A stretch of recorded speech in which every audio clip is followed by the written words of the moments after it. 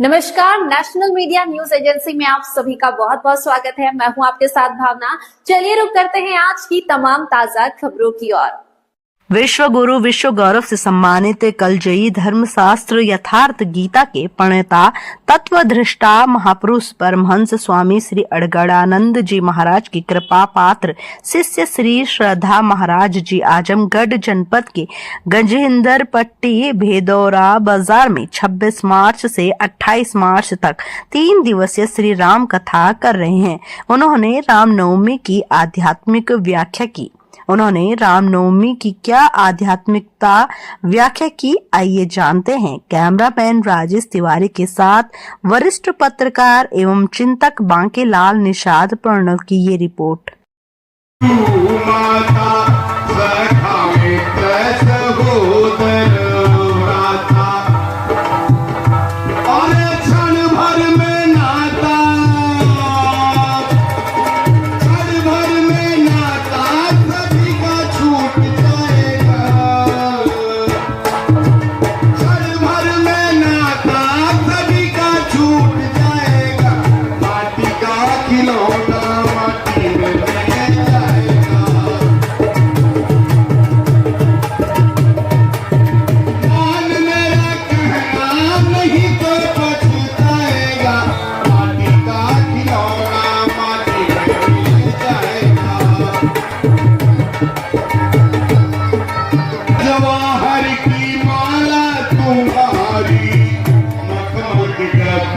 और रेशम की साड़ी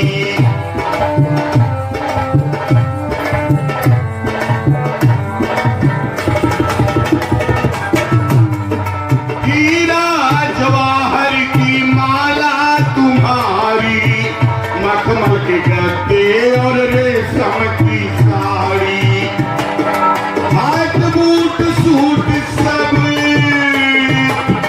हाथ बूट सूट सब यही रह माटी का खिलौना माटी में देना। उसी तरह दशरथ जी जब उदास जाके बैठ गए, वशिष्ठ मुनि के उदास क्यों हो? बोले प्रभु आपकी दया से है तो सब कुछ, बेटवा नहीं है। तब हंसे बोले अरे बेटवा नहीं है, धीरज धरो, धरहु धीर होई है सुतचारी, विश्व विदित त्रिभुवन भयहारी। हमारे गुरु महाराज जी के यहाँ भी ऐसी तमाम घटनाएं घटती हैं। रोज लोग जाते हैं, मानते हैं और मिलता भी है। और हमको लगता है कि 1 लाख यथार्थ के नाम के और 1 लाख ओम नाम के लड़के तो जरूर होंगे अपने आश्रम में। वो सब महाराज के आशीर्वाद से हुए हैं। तो आशीर्वाद मिला 4 बेटवा। अब आप विचार करेंगे कि चौथे बन पाए उसचारी, तो साइंस तो इसको नहीं मानेगा। के बाद तो बेटवा बिटिया किसी को अगर हो भी रहा है तो समझ लो कहीं न कहीं दाल में काला है।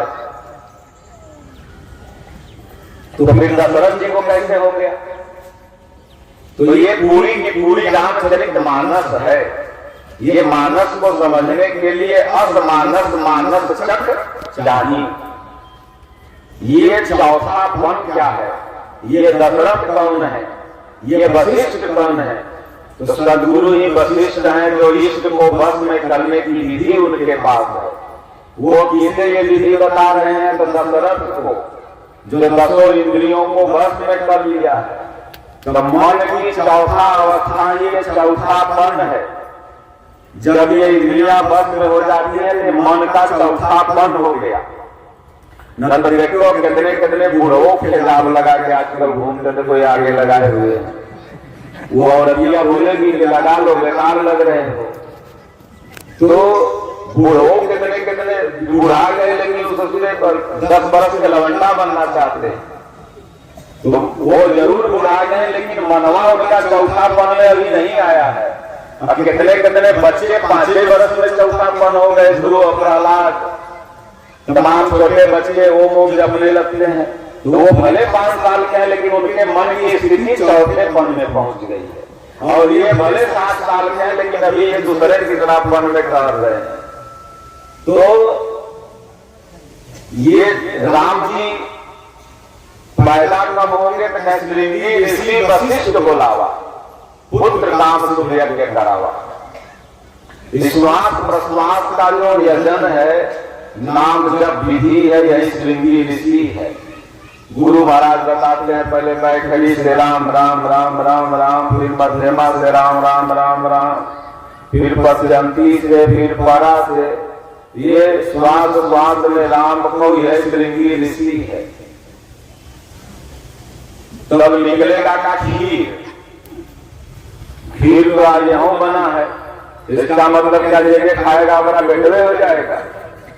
ऐसा तो है नहीं, खीर खेलने से बेटवा अगर हो जाए तब तो सबको हो जाए। ये खीर क्या है?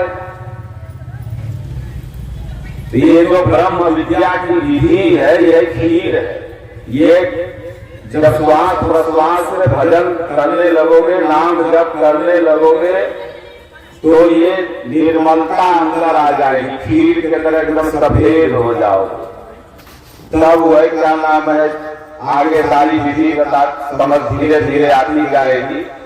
तब यह अनुभव, विवेक, सत्संग और भाव, ये तीनों अंदर से जन्मेगा। लेकिन अभी ये तीनों परिपक्व नहीं है, अभी इनको भी बन जाना होगा। अब वन से जब आएंगे तब परिपक्व होंगे। यानी चैत महीना में राम जो अंदर जन्मे हैं, अभी ये परिपक्व नहीं है। ये कब परिपक्व होंगे? जब अगले दशहरा में जाएंगे और रावण को मार के फिर अयोध्या आएंगे।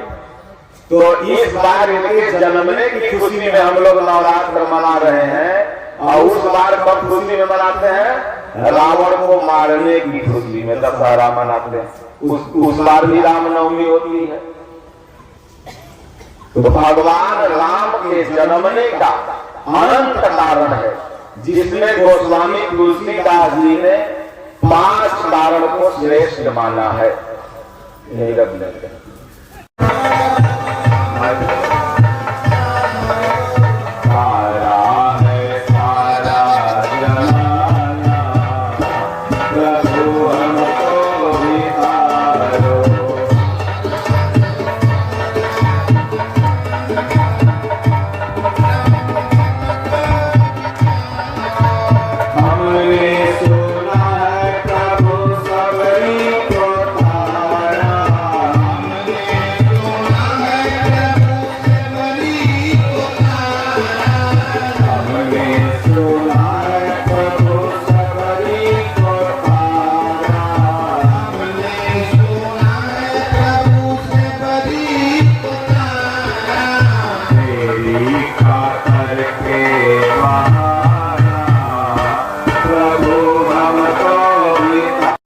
ढूंढने के लिए तीर्थ, मंदिर, मस्जिद, चर्च, गिरजाघर, गुरुद्वारा कहीं ढूंढने की जरूरत नहीं है।